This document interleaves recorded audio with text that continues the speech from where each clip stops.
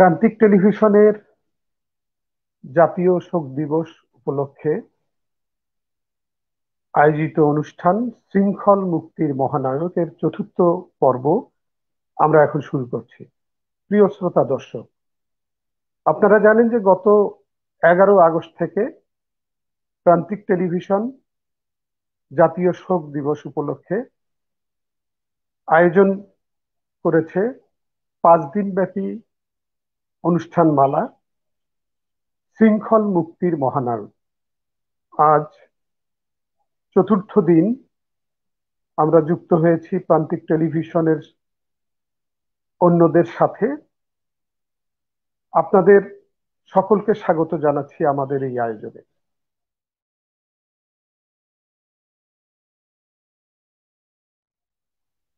অনুষ্ঠানের শুরুতে গভীর শ্রদ্ধা ভরে স্মরণ করছি 15ই আগস্টে নিহত বঙ্গবন্ধু সহ সকল শহীদের প্রতি, যাদেরকে সেদিন নির্মমভাবে হত্যা করা হয়েছিল। আপনারা জানেন যে প্রতিদিনের মতো আমাদের আজকের অনুষ্ঠানেও একজন অতিথি রয়েছেন। তিনি গাইবান্ধা পৌরসভার সম্মানীয় মেয়র অ্যাডভোকেট শাহ মাসুদ জাহাঙ্গীর কবির মিলন। তার আলোচনা থাকবে, আলোচনার বিষয় বঙ্গবন্ধুর কূটনৈতিক অর্জন। সাথে থাকবে যথারীতি বঙ্গবন্ধুকে নিবেদিত কবিতা এবং গানের পরিবেশনা, আর থাকবে একটি চিঠি যেটি বঙ্গবন্ধু কারাগার থেকে লিখেছিলেন, সেই চিঠির পাঠ। তো আমরা শুরু করি আমাদের অনুষ্ঠানের মূল জায়গাটি। আপনারা জানেন যে বঙ্গবন্ধুকে শারীরিকভাবে সরিয়ে দেওয়া হয়েছিল পৃথিবী থেকে অসময়ে, অকালে। কিন্তু বঙ্গবন্ধু রয়ে গেছেন আমাদের অন্তরে, বাংলার মাটিতে মিশে। রবীন্দ্রনাথের ভাষায় যদি বলি, নয়ন সম্মুখে তুমি নাই, নয়নের মাঝখানে নিয়েছ যে ঠাই। সৈয়দ শামসুল হক তার এক কবিতায় বঙ্গবন্ধু শেখ মুজিবের সে কথাই তুলে ধরেছেন। তার ঐতিহাসিক সংগ্রামের কথা যেমন বলেছেন, তেমনি বলেছেন মৃত্যুঞ্জয়ী মুজিবের কথা, যিনি মৃত্যুকে জয় করে আমাদের মধ্যে বেঁচে আছেন, বেঁচে থাকবেন অনন্তকাল। সৈয়দ শামসুল হকের মুজিব মুজিব কবিতাটি এখন আমাদের আবৃত্তি করে শোনাবে প্রতিভাবান শিশু শিল্পী মেঘলিনা দুতি। মেঘলিনা দুতিকে আমন্ত্রণ জানাচ্ছি আবৃত্তি করবার জন্য।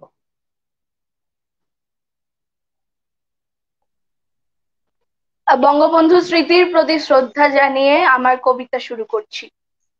মুজিব মুজিব আকাশের নীল কালো মেঘে ঢেকে যায়, মুজিবের খুনে আকাশটা লাল আজও প্রতি সন্ধ্যায়। মুজিব ছিল তো, মুজিব কোথায়? ভাঙে পার পদ্মায়, ধানের সবুজে মুজিবের ঢেউ বাংলায় বহে যায়। মুজিব এখনো ডাক দিয়ে যায় প্রতি জয় বাংলায়।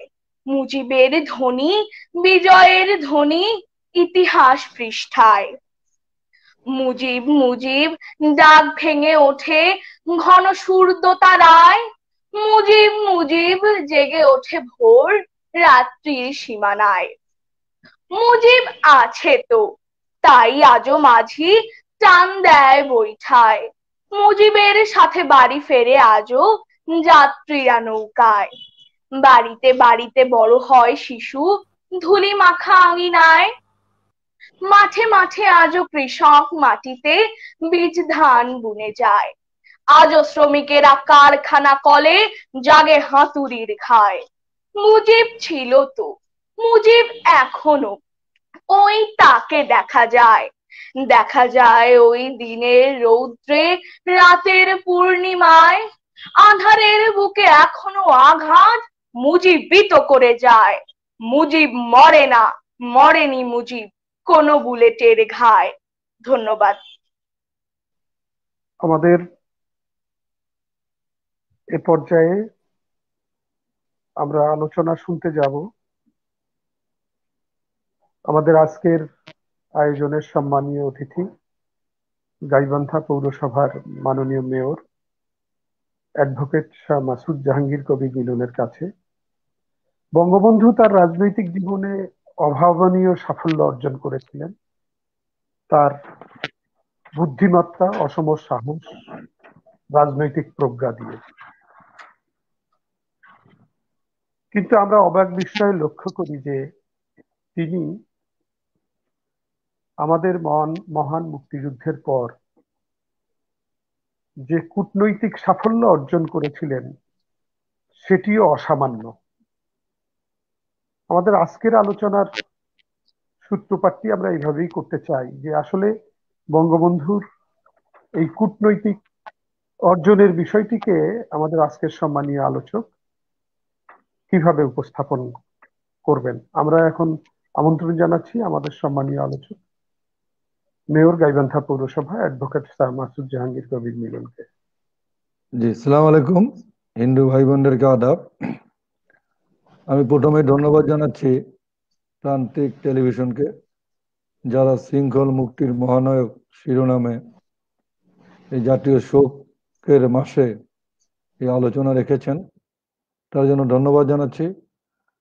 ধন্যবাদ জানাচ্ছি যারা দেখছেন, শুনছেন সকলকে, এবং আজকের যিনি উপস্থাপক অধ্যক্ষ জহুরুল কাইমকে। বঙ্গবন্ধুর কূটনৈতিক সাফল্য এই বিষয়ে যদি আমরা আলোচনা করতে যাই, তাহলে আপনাদের আমি যদি প্রথম থেকে আলোচনা করি যে 1947 সালের পাকিস্তান নামক একটি রাষ্ট্রের সৃষ্টির পর, যে রাষ্ট্রে ধর্মের ভিত্তিতে যে রাষ্ট্রটি হয়েছিল, যে রাষ্ট্রের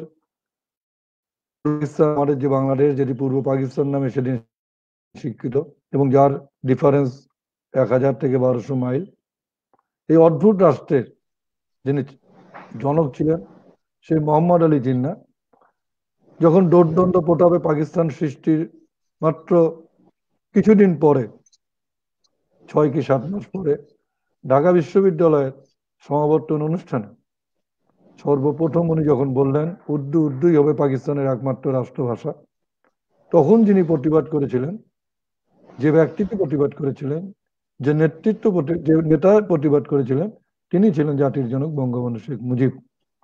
তাহলে 1947 সালে 48 সালের 11ই মার্চ থেকে যে আন্দোলনের সূচনা করেছেন বঙ্গবন্ধু শেখ মুজিব, যারই ধারাবাহিকতা 52 রাষ্ট্রভাষা আন্দোলন, 66 6 দফা আন্দোলন, 62 শিক্ষা আন্দোলন, 68 69 গণ অভ্যুত্থান, আইয়ুব খানের বিদায়, এই সবগুলির যদি ধারাবাহিকতা আপনি দেখেন, ভারত কিন্তু সেদিন বাংলাদেশ বলতে কি বোঝায়, মৌলানা ভাসানীকে যেমন ইন্দিরা গান্ধী বলেছিলেন যে শেখ মুজিব কোন অংশটি স্বাধীন চান, কারণ বঙ্গবন্ধু শেখ মুজিব রূঢ় নেতা ছিলেন। আপনি জানেন যে আমাদের এই বাংলা ভাষী বাঙালিদের সাথে ইন্ডিয়ারও একটি অংশ যারা পশ্চিম বাংলা হিসেবে পরিচিত, হয়তোবা ইন্দিরা গান্ধী ভুল বুঝতে পারেন, মনে করতে পারেন শেখ মুজিব যে বাংলাদেশ চায় তার সাথে পশ্চিম বাংলাও একত্রিত হলে ভারতও অখণ্ড থাকবে না। সেই কারণেই অত্যন্ত দূরদর্শী সম্পন্ন রাজনৈতিক নেতা ছিলেন বলেই বঙ্গবন্ধু কিন্তু মুক্তিযুদ্ধের আগে আমাদের এই পতাকায় বাংলাদেশের মানচিত্রটি দিয়েছিলেন, যাতে করে ভারত আমাদের ভুল বুঝতে না পারে। এটি ছিল বঙ্গবন্ধুর দূরদর্শিতা। আপনারা জানেন যে আমাদের এই মুক্তিযুদ্ধের পর ভারতীয় বাহিনীরা মিত্র বাহিনী হিসেবে আমাদেরকে সহযোগিতা করেছিল, মুক্তিযোদ্ধাদের সহযোগিতা করেছিল, এবং যে কারণে আমরা দীর্ঘ 9 মাসের যুদ্ধে আমরা বিজয়ী হয়েছিলাম। কিন্তু ভারতীয় বাহিনী আমাদের দেশে কিন্তু অবস্থান করছিল। জাতির জনক বঙ্গবন্ধু শেখ মুজিব 1972 8ই জানুয়ারি পাকিস্তান কারাগার থেকে বিদায় বের হওয়ার পরে লন্ডন হয়ে বাংলাদেশে যখন আছেন দিল্লি হয়ে, তারপরে কিন্তু আবার 6 ফেব্রুয়ারি 1972 উনি কলকাতায় যান। ইন্দিরা গান্ধী স্যার, শ্রীমতী ইন্দিরা গান্ধীর সাথে কথা বলেন এবং বঙ্গবন্ধুকে শ্রীমতী ইন্দিরা গান্ধী অভ্যর্থনা জানানোর পর যে বৈঠকটি হয়েছিল, সেই বৈঠকে কিন্তু বঙ্গবন্ধু তার কূটনৈতিক যেটি সবচেয়ে বড় সাফল্য, উনি কিন্তু ম্যাডাম ইন্দিরা গান্ধীকে বলেছিলেন যে আপনি আমার দেশ থেকে আপনার সৈন্য প্রত্যাহার করবেন কখন। এবং তারই প্রত্যুত্তরে অতি অল্প সময়ের মধ্যে পৃথিবীর ইতিহাসে বিরল ঘটনা, বঙ্গবন্ধুর কূটনৈতিক সাফল্যে 1972 সালের 1 মার্চ থেকে 15 মার্চের মধ্যে আমাদের এদেশ থেকে সেদিন কিন্তু ভারতীয় বাহিনী চলে গিয়েছিল, আমাদের পরিপূর্ণ স্বাধীনতা কিন্তু অর্জিত হয়েছে। এটি কিন্তু বঙ্গবন্ধুর কূটনৈতিক সাফল্য। আপনারা দেখেছেন এরপর বঙ্গবন্ধু তার যে কূটনৈতিক সাফল্য, সেখানে আপনারা দেখেছেন যে কিভাবে এই সদ্য স্বাধীন একটি রাষ্ট্র চীনের মতো একটি পরাশক্তির বিরোধিতা সত্ত্বেও আমরা সেদিন জাতিসংঘের আমরা সদস্যপদ লাভ করেছিলাম। এবং আপনারা জানেন যে বঙ্গবন্ধু 10ই জানুয়ারি 1972 এই দেশে আসার আগে, বাংলাদেশে পদার্পণ করার আগে শুধুমাত্র 2টি রাষ্ট্র, ভারত এবং ভুটান, আমাদেরকে সমর্থন করেছিল, আমাদের স্বাধীনতাকে স্বীকৃতি দিয়েছিল। কিন্তু বঙ্গবন্ধু 10ই জানুয়ারি আসার পর 128টি রাষ্ট্রের আমরা কিন্তু সমর্থন আদায় করেছিলাম, তাদের কাছে স্বীকৃতি আদায় করেছিলাম। এটি কিন্তু বঙ্গবন্ধুর কূটনৈতিক সাফল্য। আপনারা কি দেখেছেন? আপনারা দেখেছেন বঙ্গবন্ধু কিভাবে 44,000 কিউসেক পানি, গঙ্গার পানি চুক্তি করেছেন ভারতের সাথে, যে কারণে আপনারা এই চুক্তি বলবৎ আছে এবং আমরা এই চুক্তির কারণে এখনো ভারত থেকে কিন্তু আমরা পানি পাচ্ছি। আপনারা জানেন সঙ্গের শরণার্থী বিষয়ক হাই কমিশনার বাংলাদেশ সফরে এলে বঙ্গবন্ধু যারা পাকিস্তানে আটকে আছে বাঙালি, তাদের জন্য একটি চুক্তি বাঙালিদের ফেরত আনার জন্য বলেন এবং তারই পরিপ্রেক্ষিতে 28 আগস্ট ভারত এবং পাকিস্তানের মধ্যে 5 লাখ বাঙালি এবং পাকিস্তান প্রত্যাবর্তন চুক্তিটি স্বাক্ষর হয়েছে। এটি কিন্তু বঙ্গবন্ধুর কূটনৈতিক সাফল্য। আপনারা জানেন বঙ্গবন্ধু শেখ মুজিবুর রহমানকে জুলিও করি পদকে, শান্তি পদকে, আপনারা যখন বাংলাদেশে এই সম্মেলনটি হয়েছিল সেখানে তাকে জুলিও করি শান্তি পদকে ভূষিত করে সারা পৃথিবীর সমস্ত রাষ্ট্রনায়করা সেদিন তাকে যেভাবে বিশ্ব নেতায় পরিণত করেছিলেন, এটি কিন্তু সবাই দেখেছেন। এটি বঙ্গবন্ধুর কূটনৈতিক সাফল্য। আমরা দেখেছি। সম্মানীয় মেয়র, আমরা আবার আপনার কাছে ফিরে আসব আমাদের যে আপনার যে অবশিষ্ট বক্তব্য সেটা শুনবার জন্য। আমরা এখন অন্য একটি আয়োজনে যাই, যেটি আমার আয়োজনের একটা অংশ। আমরা একটা কবিতা শুনে নেই। কবি শুভাশিস দাস, যিনি তার শৈশব কৈশোর কাটিয়েছেন আমাদের এই গাইবান্ধাতে, এখন নানা বাস্তবতায় ভারতের দিনহাটায় অবস্থান করেন। তিনি 1970 সালের একটি জনসভা করতে যখন বঙ্গবন্ধু এসেছিলেন গাইবান্ধা ইসলামিয়া হাই স্কুল মাঠে, সেই ঘটনারও প্রত্যক্ষ সাক্ষী। সেই ঘটনা থেকে শুরু করে বঙ্গবন্ধুর রাজনৈতিক ঐতিহাসিক যে ভূমিকা, সেটাকে তিনি ধারণ করেছেন তার কবিতায়। এবং তিনি তার সাথে বঙ্গবন্ধুর হত্যার পরের ঘটনা, বঙ্গবন্ধুর চিরঞ্জীব বঙ্গবন্ধুকে হত্যা করার মধ্য দিয়ে যে তাকে বিনাশ করা যায়নি, সেই চিরঞ্জীব বঙ্গবন্ধুকে তুলে ধরেছেন তার কবিতায়। সেই কবিতার শুনবো আমরা এখন তারই কন্যা প্রচেতা দাসের কাছে। প্রচেতা দাস যুক্ত হচ্ছেন পশ্চিমবঙ্গের দিনহাটা থেকে। হ্যাঁ, শোনা যাচ্ছে? আমার কথা শোনা যাচ্ছে? শোনা যাচ্ছে, হ্যাঁ। হ্যাঁ, ধন্যবাদ। বঙ্গবন্ধু শেখ মুজিবুর রহমানের প্রতি গভীর শ্রদ্ধা জানিয়ে আবৃত্তি করছি কবি শুভাশিস দাসের কবিতা আর একবার এসো। আজও স্মৃতিতে ভাসে সেই ইসলামিয়া স্কুলের মাঠ, গাইবান্ধার সেই জনসমুদ্র। কি ব্যাকুলতা! তুমি আসবে। হাফ প্যান্ট পরে বড়দের সাথে গিয়েছিলাম তোমায় দেখতে। বজ্র কঠিন দীপ্ত তোমার সেই চেহারা। জনসমুদ্র কাকে বলে সেদিন জেনেছিলাম।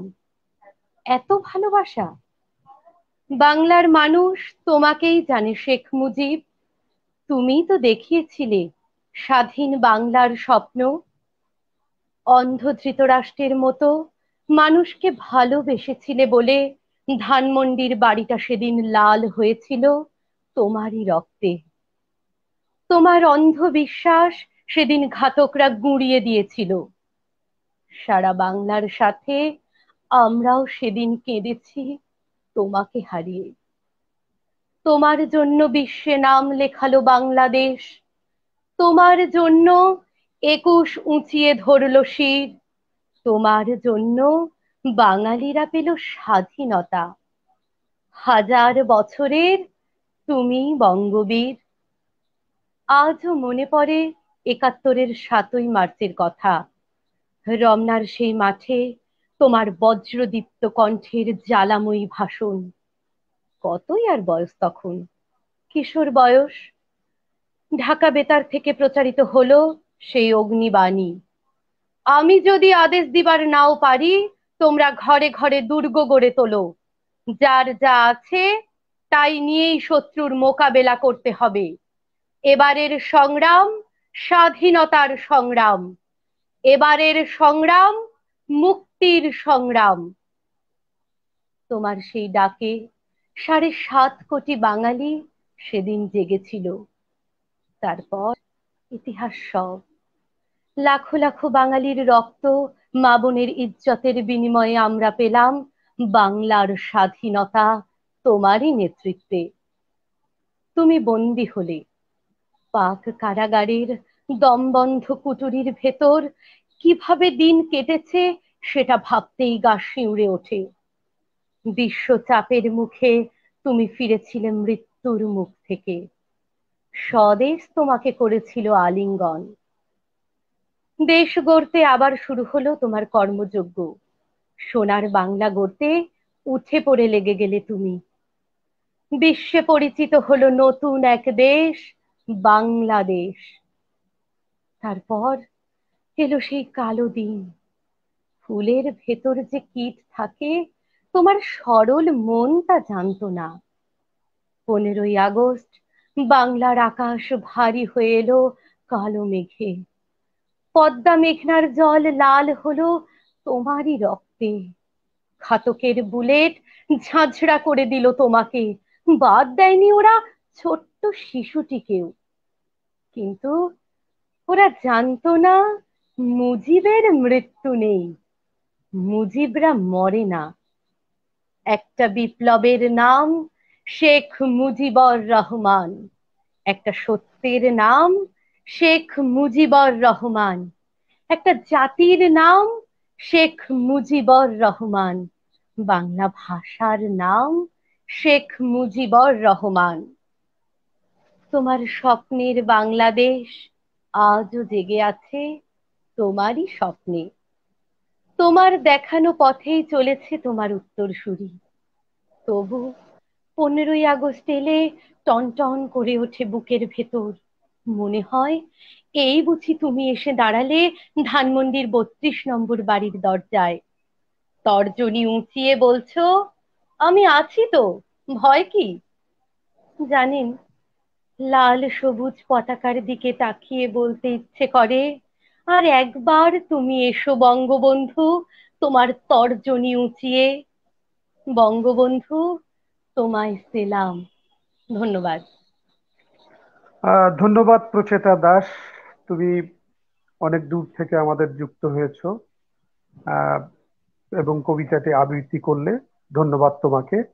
আমরা ধন্যবাদ। জানি আমরা জানি যে বঙ্গবন্ধু শেখ মুজিবুর রহমান জীবনে অসংখ্যবার কারাগারে গিয়েছেন। কারাগারের এই জীবন তার কাছে খুব পরিচিত ছিল। তিনি কখনো হতাশ হতেন না। কিন্তু 1958 সালে যখন গ্রেপ্তার হলেন, কারাগারে থেকে জানতে পারলেন তার বিরুদ্ধে দুর্নীতির অভিযোগ আনা হয়েছে, তখন বঙ্গবন্ধু কিছুটা মানসিকভাবে বিপর্যস্ত হয়ে পড়লেন। সেই বিপর্যস্ত মানসিকতার প্রমাণ দিয়ে একটি চিঠি লিখেছিলেন তার বাবার কাছে, তার বাবা শেখ লুৎফর রহমান। সেই চিঠিটি এখন আমাদের পড়ে শোনাবেন আফরোজা লুনা।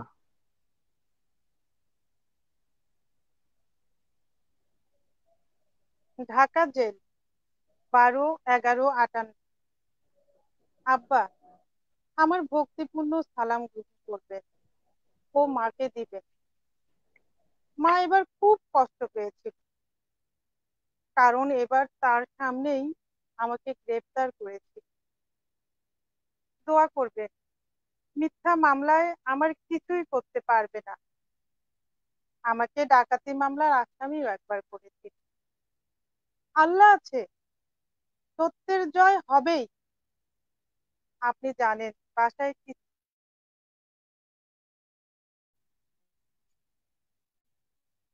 দয়া করে ছেলে মেয়েদের দিকে খেয়াল রাখবেন। বাড়ি যেতে বলে দিতাম, কিন্তু ওদের লেখাপড়া নষ্ট হয়ে যাবে। আমাকে আবার রাজবন্দি করেছে। দরকার ছিল না, কারণ রাজনীতি আর নাই এবং রাজনীতি আর করব না। সরকার অনুমতি দিলেও আর করব না। যে দেশের মানুষ বিশ্বাস করতে পারে যে আমি ঘুষ খেতে পারি, সে দেশে কোনো কাজই করা উচিত না। এদেশে ত্যাগ ও সাধনার কোনো দামই নাই। যদি কোনো দিন জেল হতে বের হতে পারি, তবে কোনো কিছু একটা করে ছেলে মেয়ে ও আপনাদের নিয়ে ভালোভাবে সংসার করব। নিজেও কষ্ট করেছি, আপনাদেরও দিয়েছি। বাড়ির সকলকে আমার সালাম দিন, দোয়া করতে পারেন। আপনার ও মায়ের শরীরের প্রতি যত্ন নিবেন। চিন্তা করে মন খারাপ করবেন না। মাকে কাঁদতে নিষেধ করবেন। আমি ভালো আছি। আপনার স্নেহের মুজি। গোপালগঞ্জের বাসাটা ভাড়া দিয়া দেবেন। বাসার আর দরকার হবে না। মুজি। আপনারা দেখছেন জাতীয় শোক দিবস উপলক্ষে প্রান্তিক টেলিভিশনের অনুষ্ঠান শৃঙ্খল মুক্তির মহানায়ক। আজকে এই আয়োজনের চতুর্থ পর্ব। আমাদের সাথে সম্মানীয় অতিথি হিসেবে উপস্থিত আছেন গাইবান্ধা পৌরসভার সম্মানীয় মেয়র জনাব শাহ মাসুদ জাহাঙ্গীর কবির মিলন। আমরা শুনছিলাম তার কাছে বঙ্গবন্ধুর কূটনৈতিক সাফল্যের কথা। তিনি বলছিলেন স্বাধীন বাংলাদেশ থেকে ভারতীয় মিত্রবাহিনী কিভাবে চলে গেল। আমি একটু যুক্ত করি, 72-এর 6 ফেব্রুয়ারি বঙ্গবন্ধু কলকাতা সফরে গেলেন। সেখানে ভারতীয় প্রধানমন্ত্রী ইন্দিরা গান্ধীর সাথে তার বৈঠক হলো। তিনি আমন্ত্রণ জানালেন বাংলাদেশ সফরে এবং 72-এর 17ই মার্চ ইন্দিরা গান্ধী আসবেন বাংলাদেশে। এটি ঠিক হওয়ার পর বঙ্গবন্ধু বললেন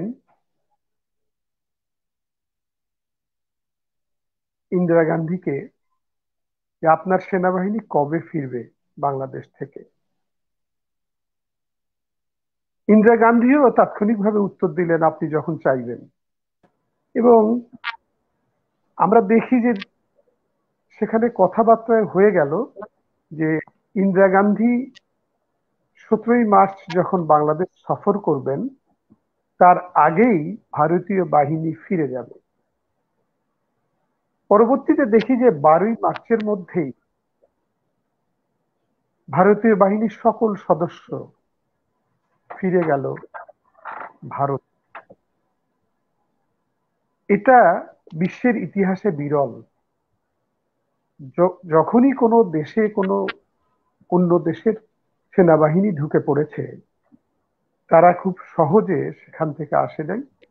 নানা কারণে সেটা বিলম্বিত হয়েছে এবং আমরা দেখেছি যে এটা 1 বছর, 1.5 বছর, 2 বছর চলে গেছে।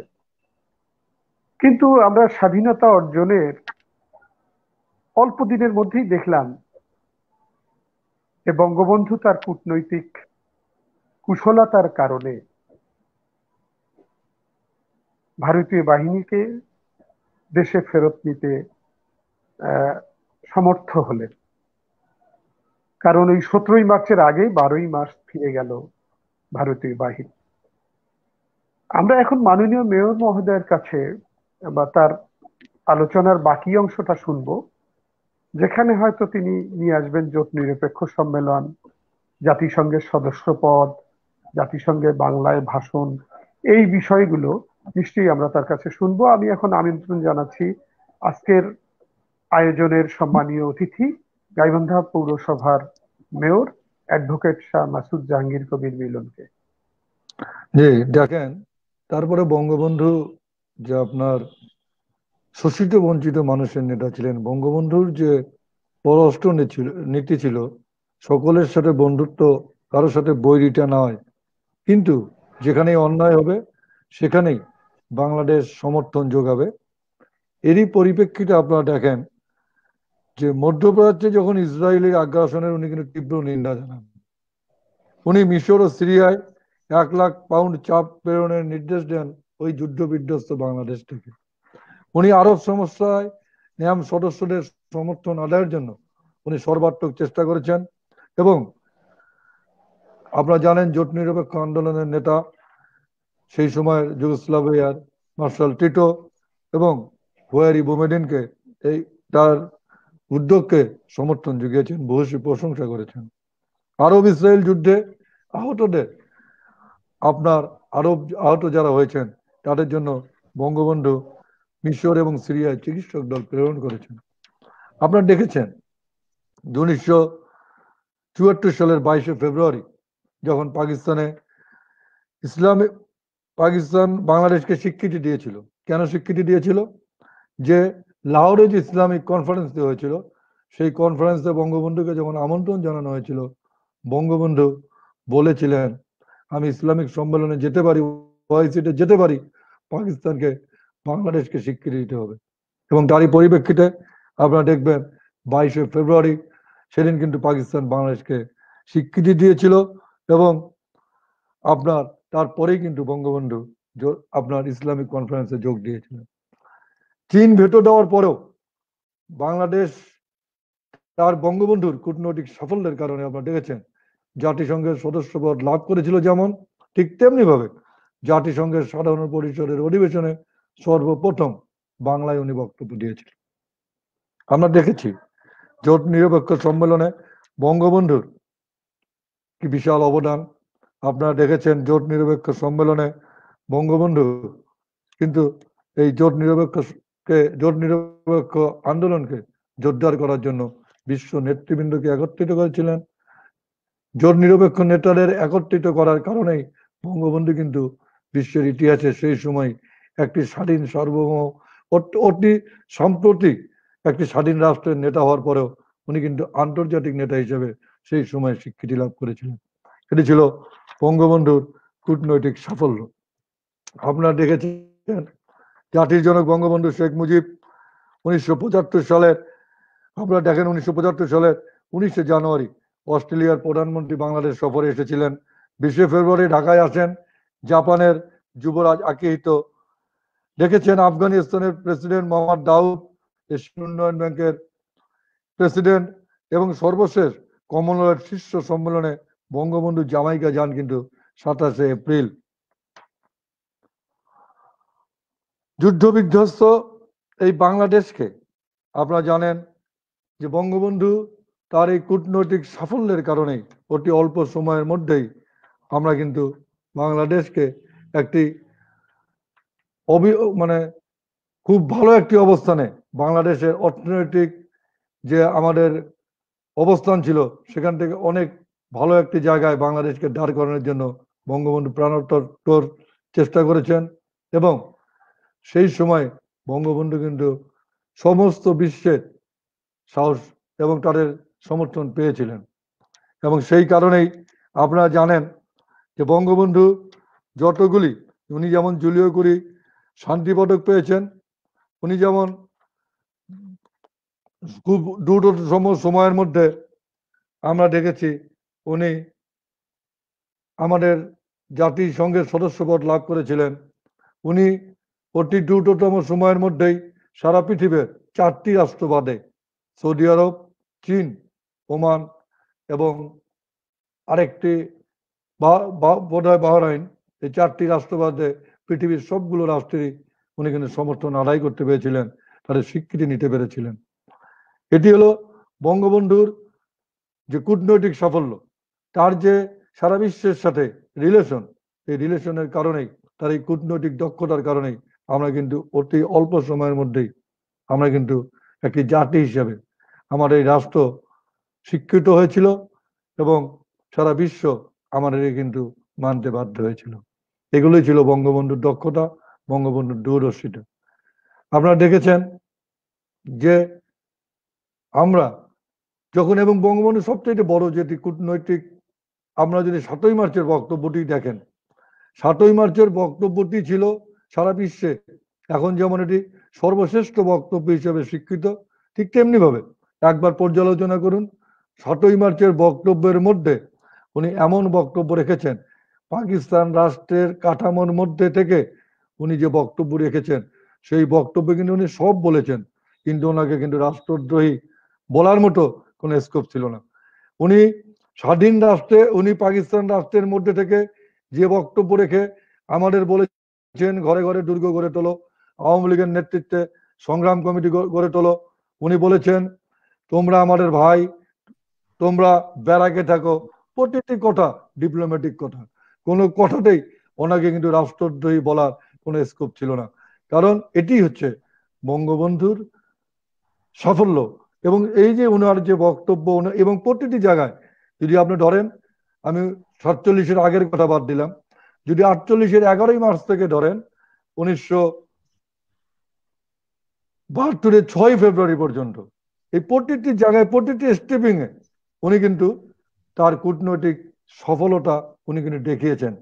যদি 6ই ফেব্রুয়ারি কলকাতায় যদি উনি ইন্দিরা গান্ধীকে, শ্রীমতী ইন্দিরা গান্ধীকে যদি উনি না বলতে পারতেন যে আপনার সৈন্য এ দেশ থেকে কবে যাবে, তাহলে কিন্তু আমরা এই দেশ থেকে সৈন্যটি নিয়ে যেতে পারতো কিনা, এই দেশ থেকে ভারতীয় বাহিনী যেতে কবে, এটি কিন্তু প্রশ্নের অবকাশ রাখে।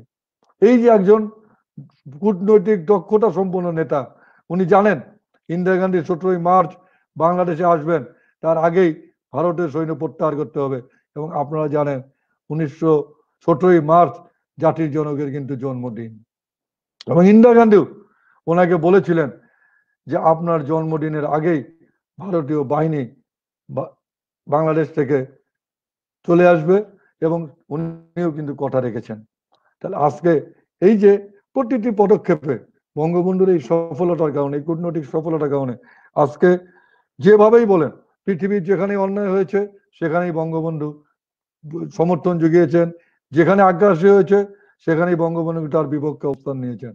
একটি সদ্য স্বাধীন রাষ্ট্র, যুদ্ধ বিধ্বস্ত রাষ্ট্র, সেই রাষ্ট্রে আমাদের এত ক্ষতি হয়েছেন, এত ক্ষয়ক্ষতি হয়েছেন, 30 লক্ষ মানুষ যেমন মারা গিয়েছে, 2 লক্ষ মা বোন যেমন ইজ্জত হারা হয়েছে, তারপরে ওই যুদ্ধ বিধ্বস্ত বাংলাদেশ রক্ষা করতে, আপনারা জানেন একটি বিষয় আপনাদের মনে আছে যে যখন বাদশাহ ফয়সল আমাদের ইসলামিক সম্মেলনের পর বঙ্গবন্ধুর সাথে যখন দ্বিপাক্ষিক বৈঠক করছিলেন, তখনও কিন্তু সৌদি আরব আমাদেরকে সমর্থন দেয় নাই। সৌদি আরবের বাদশাহ ফয়সল এবং বঙ্গবন্ধু যখন বৈঠক করছিলেন, দোভাষে ছিলেন, সেখানে বাদশাহ ফয়সল প্রথমেই বলেছিলেন যে আপনি বাংলাদেশের প্রাইম মিনিস্টার, আপনি কি চান? আপনি যদি কিছু চান, আমাদের কাছে সহযোগিতা চান, আমাদের কিছু শর্ত আছে। দৃঢ়চেতা বঙ্গবন্ধু শেখ মুজিব তার কূটনৈতিক দক্ষতার বলেই সেদিন কিন্তু বাদশাহ ফয়সলকে বলেছিলেন, আমি আপনার কাছে সাহায্য ভিক্ষা নিতে আসিনি। তবে আপনি কি চান? উনি বলেছিলেন যে আমি চাই যে সৌদি আরবে আমাদের মুসলমানদের সবচেয়ে পবিত্র জায়গা মক্কা শরীফ আছে এবং মুসলমানদের হজ পালন করার জন্য সৌদি আরবে আসতেই হয়। আমি আমার বাংলাদেশের মুসলমানদেরকে সৌদি আরবে হজ করার অনুমতি প্রার্থনা করছি, অনুমতি দেওয়ার জন্য অনুরোধ করছি। কারণ যেহেতু এটি মুসলমানদের তীর্থভূমি, এখানে হজ হয়। বাদশাহ ফয়সল কিন্তু সেদিন বঙ্গবন্ধুর এই কথার পরে আর কোনো উত্তর দিতে পারেন নাই। তারপরেও জানেন, সৌদি আরব কিন্তু বঙ্গবন্ধু জীবিত অবস্থায় আমাদের সমর্থন দেয় নাই, আমাদেরকে কিন্তু সেদিন আমাদের স্বীকৃতি দেয় নাই। দিয়েছে কবে? বঙ্গবন্ধুর মৃত্যুর পর, 15ই আগস্টের পরে, অর্থাৎ 15ই আগস্টে বঙ্গবন্ধুর মৃত্যুর খবর পাওয়ার পর। সেটি কিন্তু সৌদি আরবের বিষয়, কিন্তু বঙ্গবন্ধু কিন্তু সৌদি আরবের কাছে মাথা নত করেন নাই। এবং সেই কারণে বঙ্গবন্ধু তার কূটনৈতিক সাফল্যে চীন, সৌদি আরব আর দুটি ওমান এবং বাহরাইন ছাড়া সমস্ত পৃথিবীর সমর্থন কিন্তু নিয়েছিলেন, তাদের স্বীকৃতি কিন্তু নিয়েছিলেন। এটাই হচ্ছে বঙ্গবন্ধুর সবচাইতে বড় কূটনৈতিক সাফল্য। এবং সেই কারণেই আমরা আজকেও জাতি হিসেবে মাথা উঁচু করে দাঁড়িয়েছি। বঙ্গবন্ধু কন্যা সেই পথ ধরে এগিয়ে যাচ্ছেন বলেই আজকে আমরা মধ্যমায়ের দেশে উপনীত হতে পেরেছি। আমরা কিছুদিনের মধ্যেই উন্নত রাষ্ট্রে পরিণত চাই, হতে পারবো ইনশাল্লাহ। শুধুমাত্র আমাদের এই মাথা উঁচু করে বঙ্গবন্ধুর দেখিয়ে যাওয়া কূটনৈতিক পথে এবং বঙ্গবন্ধুর দেখিয়ে যাওয়া রাস্তায় আমরা এগিয়ে যাচ্ছি বলেই আজকে কিন্তু আমাদের এই অভাবনীয় সাফল্য। আমাদের সাথে আমাদের আগে অনেক রাষ্ট্র, যেমন পাকিস্তান 1947 সালে 14ই আগস্ট স্বাধীন হওয়ার পরেও আজকে তাদের প্রায় 75 বছর হবে স্বাধীনতার, কিন্তু আমাদের জায়গায় কিন্তু দাঁড়াতে পারেনি।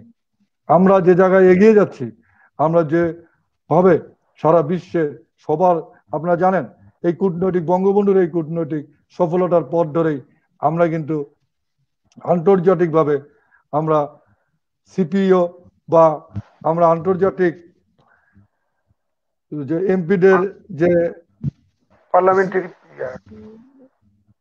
আপনার মানে কমনওয়েলথভুক্ত পার্লামেন্টারি বোর্ডের আমরা চেয়ারম্যান হতে পেরেছিলাম, দুটি, সাবর হোসেন চৌধুরী এবং শিরিন জারমিন চৌধুরী।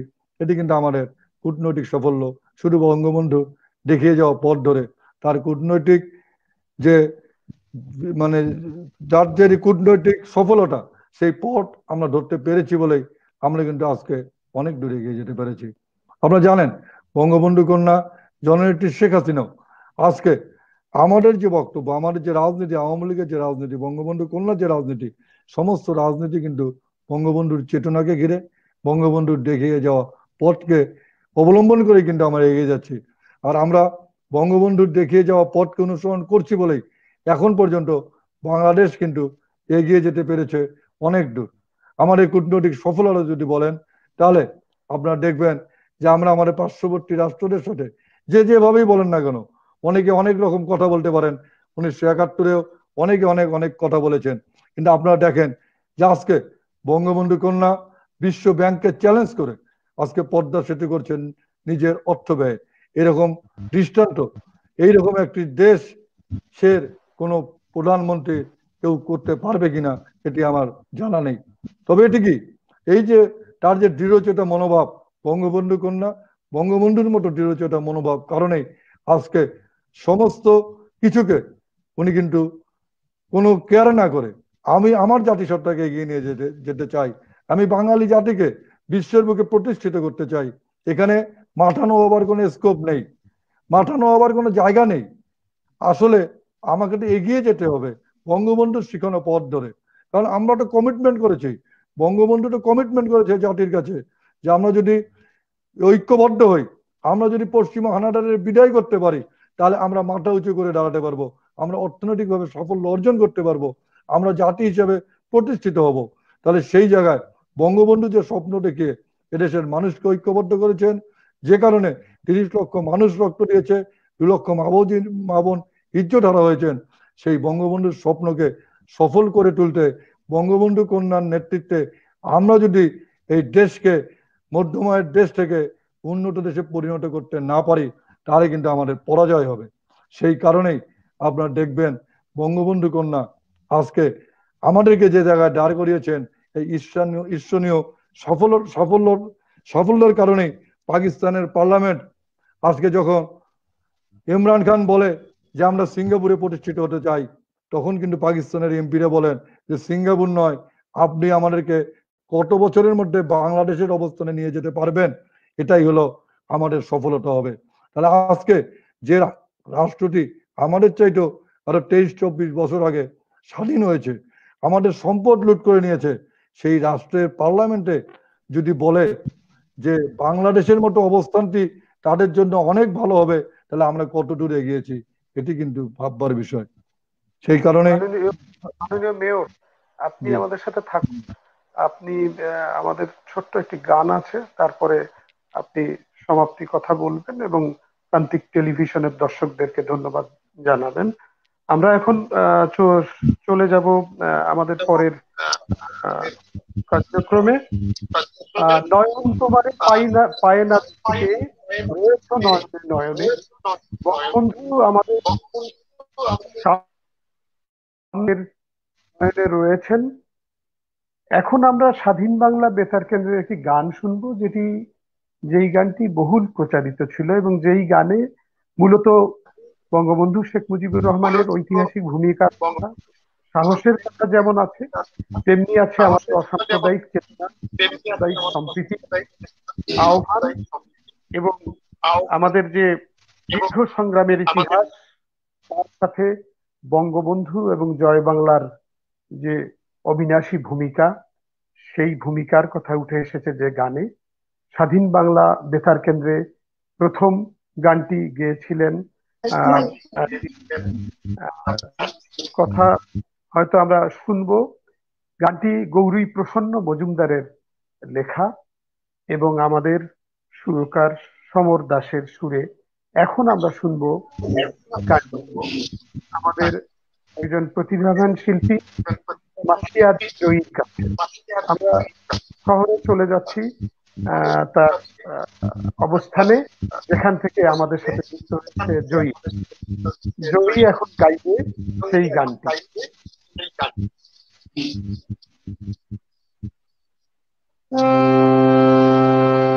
বাংলার হিন্দু, বাংলার বৌদ্ধ,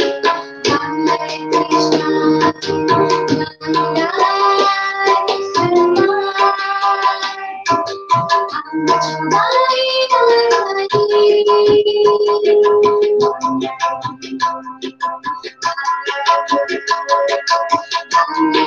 খ্রিস্টান,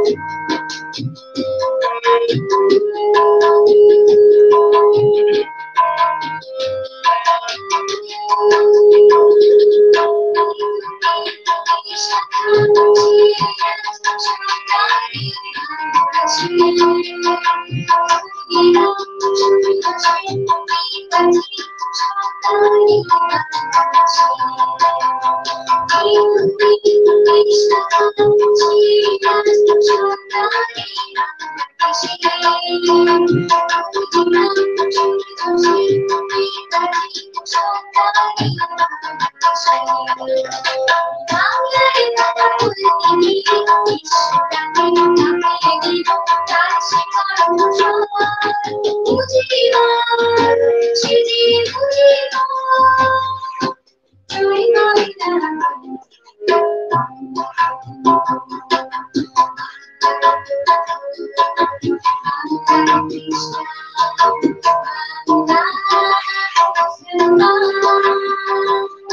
মুসলমান, আমরা সবাই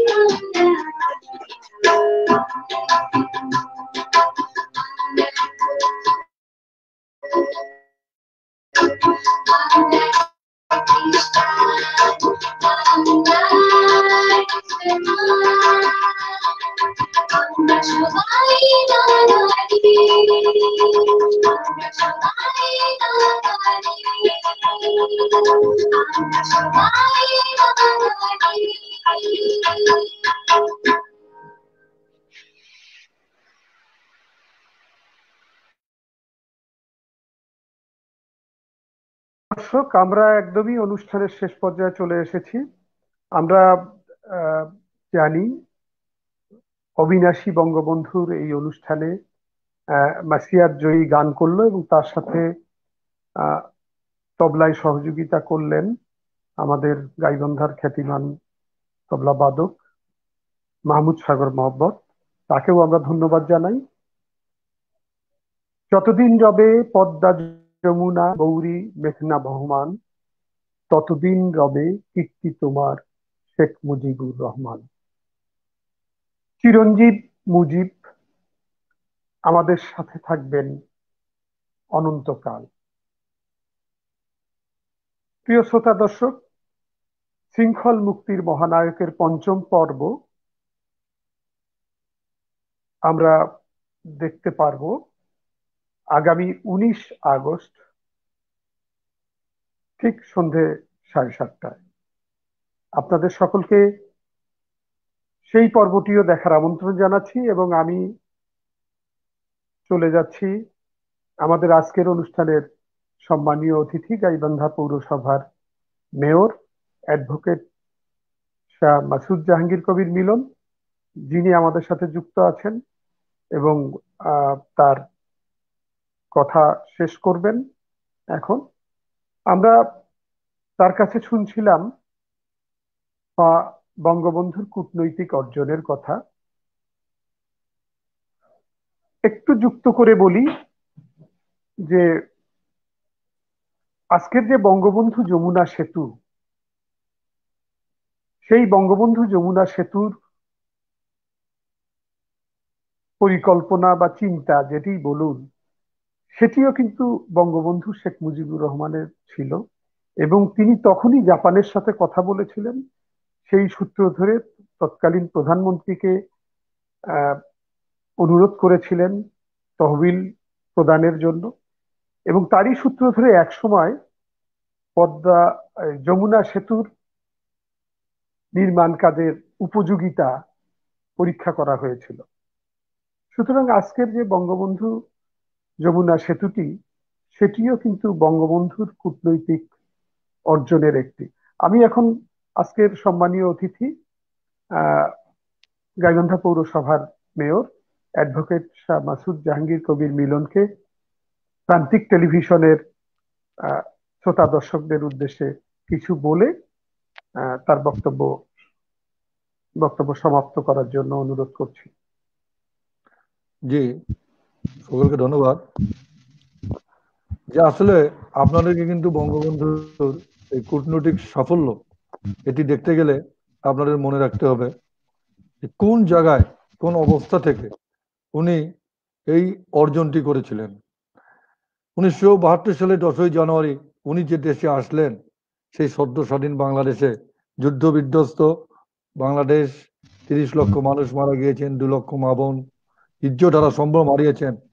আমাদের বিধ্বস্ত ঘরবাড়ি, রাস্তাঘাট এই অবস্থায় আমাদের আমাদের রাজস্ব আয় সেই সময় আমাদের নেই, রাষ্ট্রীয় কোষাগারে কোনো টাকা অর্থ, সেই রকম একটি 1 কোটি দেশে 1 কোটি শরণার্থী ফেরত আসছেন, 1 কোটি শরণার্থী ফেরত আসছেন, সেই রকম একটি ধ্বংসযজ্ঞের উপর দাঁড়িয়ে বঙ্গবন্ধু শেখ মুজিব যে সফলতা অর্জন করেছেন, সেটি কিন্তু আজকের অবস্থান থেকে বিচার করলে হবে না, বিচারটি করতে হবে আপনাকে 1972 থেকে 75-এর প্রেক্ষাপট মনে করে। এবং দেখবেন সেদিন তিনি এর এত কিছুর মধ্যেও উনি কিন্তু একবারের জন্য কারো কাছে মাথা নোয়ান নাই।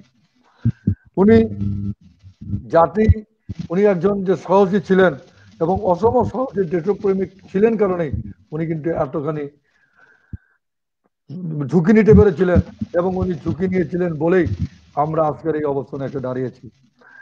আপনার ওই রকম অবস্থার মধ্যেও এই যুদ্ধ বিধ্বস্ত বাংলাদেশ, যেখানে আমাদের চাল নেই, চুলা নেই, আমাদের ঘর নেই, বাড়ি নেই, রাস্তাঘাট নেই, পুল নেই, ব্রিজ নেই, সেই রকম অবস্থার মধ্যেও উনি বিশ্বের যে কোনো প্রান্তের ধর্ম বা বর্ণের মানুষের উপর শোষণ অন্যায়ের উনি প্রতিবাদ করেছেন।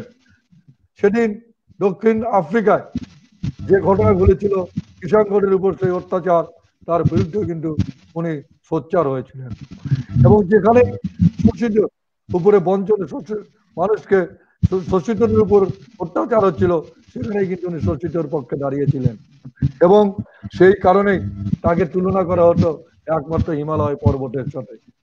এইরকম অবস্থার মধ্যে থেকেও জাতির জনক বঙ্গবন্ধু শেখ মুজিবুর রহমান তার কূটনৈতিক দক্ষতার বলে আমাদেরকে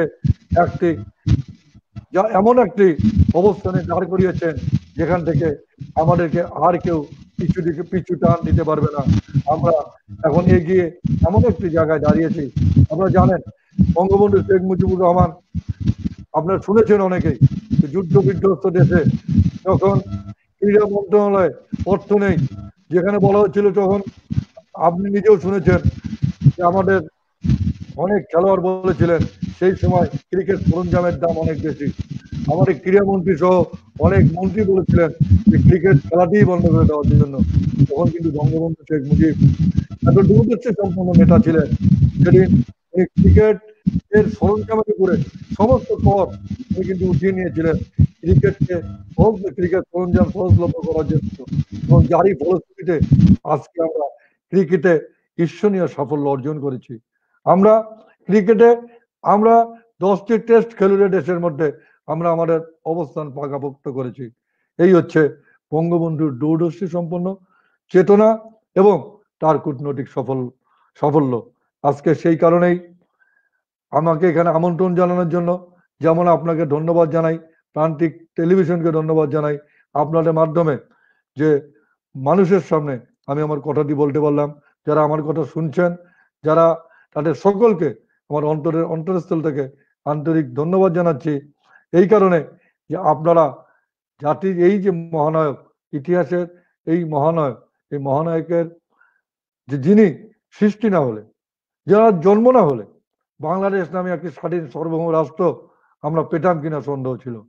যিনি আমাদের একটি জাতি হিসেবে পরিচিত করতে, যেমন 1000 বছরের শ্রেষ্ঠ বাঙালি আমরা বলি, যে ওনার মতো বাঙালি জন্মেছিলেন বলেই আমরা একটি স্বাধীন রাষ্ট্রের নাগরিক হিসেবে আজকে পরিচিত হয়েছি। তার এই শোকের মাসে, এই আগস্ট মাসে যে আয়োজনটি প্রান্তিক টিভি করেছেন, তার জন্য প্রান্তিক টিভিকে অবশ্যই ধন্যবাদ জানাতেই হবে, এবং আমি ধন্যবাদ জানাচ্ছি। এবং যারা এই আয়োজন শুনছেন তাদের কাছে বিনীত অনুরোধ যে বঙ্গবন্ধুকে আপনারা যেভাবেই বিশ্লেষণ করেন না কেন, বঙ্গবন্ধু শেখ মুজিব আমাদের এই জাতি যেমন মুক্তি এনে দিয়েছেন, সেই যে স্বাধীনতা এনে দিয়েছেন, সেই স্বাধীনতার মহানায়ককে যারা হত্যা করেছে 75-এর 15ই আগস্ট কালো রাত্রিতে, তাদের কিন্তু চিন্তা এবং ভাবনা একটাই ছিল, বাঙালি জাতিকে চিরতরে নির্মূল করে দেওয়ার জন্য, বাঙালি জাতিসত্তাকে চিরতরে অ্যাবলিস্ট করে দেওয়ার জন্য।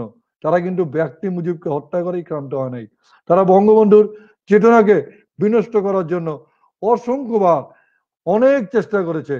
কিন্তু ইতিহাসের পথেই চলে, ইতিহাস কাউকে ক্ষমা করে না, আর ক্ষমা করে না বলেই আপনারা দেখেছেন সেই ঘাতকদের আজকের নির্মম পরিণতি। কিন্তু ইতিহাস বঙ্গবন্ধুকে আজকে যে জায়গায় নিয়ে এসেছে, এটা কিন্তু বঙ্গবন্ধুরই কর্মযজ্ঞের ফল। বঙ্গবন্ধু মানুষকে ভালোবাসতেন, বাঙালি জাতিকে ঐক্যবদ্ধ করতে পেরেছিলেন বলেই বঙ্গবন্ধু কিন্তু আজকের এই জায়গায় দাঁড়িয়েছেন। সারা বিশ্ব আজকে বঙ্গবন্ধুর জন্মবার্ষিকী পালন করছে, বঙ্গবন্ধুর জন্ম শতবার্ষিকী পালন করছে। যদিও করোনা ভাইরাসের কারণে আমরা এই প্রোগ্রামটি যেভাবে করতে চেয়েছিলাম এটি আমরা এখন পর্যন্ত করতে পারি নাই। তবে আগামী 2021 সালের 17 মার্চ পর্যন্ত আমার সময়, 26 মার্চ পর্যন্ত আমাদের সময় আছে। অবশ্যই মহান রাব্বুল আলামিন এই পৃথিবী থেকে করোনা ভাইরাসকে দূর করবেন এবং আমরা সারা পৃথিবীব্যাপী এইরকম একজন জাতির মহানায়ককে সারা পৃথিবীতে আমরা আবার দেখব। তার জন্মবার্ষিকী সুন্দর এবং স্বতঃস্ফূর্তভাবে পালিত হচ্ছে, তাহলেই কিন্তু এই মানুষটিকে আমরা স্মরণ করতে পারবো। এই মানুষের এই যে কর্মযজ্ঞ, এই কর্মযজ্ঞের আমরা সঠিক মূল্যায়ন করতে পারবো। আমি আপনাদের সকলের সুস্বাস্থ্য এবং দীর্ঘায়ু কামনা করে জাতির জনক বঙ্গবন্ধু শেখ মুজিব সহ 1975 সালের 15ই আগস্ট কালোরাত্রিতে যাদেরকে নির্মমভাবে হত্যা করা হয়েছে, তাদের মহান রাব্বুল আলামিন তাদেরকে যেন বেহেশত নসিব করেন, তাদের আত্মার মাগফিরাত কামনা করে আবারও আপনাদের ধন্যবাদ জানিয়ে, প্রান্তিক টিভিকে ধন্যবাদ জানিয়ে, আমার উপস্থাপক অধ্যক্ষ জহুর কাইমকে ধন্যবাদ জানিয়ে আমি আমার বক্তব্য শেষ করছি। সকলকে ধন্যবাদ। আসসালামু আলাইকুম। জয় বাংলা, জয় বঙ্গবন্ধু। ধন্যবাদ সম্মানীয় অতিথি অ্যাডভোকেট শাহ মাসুদ জাহাঙ্গীর কবির মিলন, আপনি আপনার মূল্যবান সময় দিয়ে আমাদেরকে কৃতার্থ করেছেন। ধন্যবাদ জানাই আমাদের প্রান্তিক টেলিভিশনের সকল শ্রোতা দর্শককে যারা এতক্ষণ আমাদের সাথে যুক্ত ছিলেন, এবং সেই সাথে জানিয়ে দেই যে শৃঙ্খল মুক্তির মহানায়কের পঞ্চম পর্বটি অনুষ্ঠিত হবে আগামী 19 আগস্ট সন্ধ্যা 7:30 আপনাদের সকলকে সেই অনুষ্ঠান দেখার আমন্ত্রণ জানাচ্ছি। শুভরাত্রি।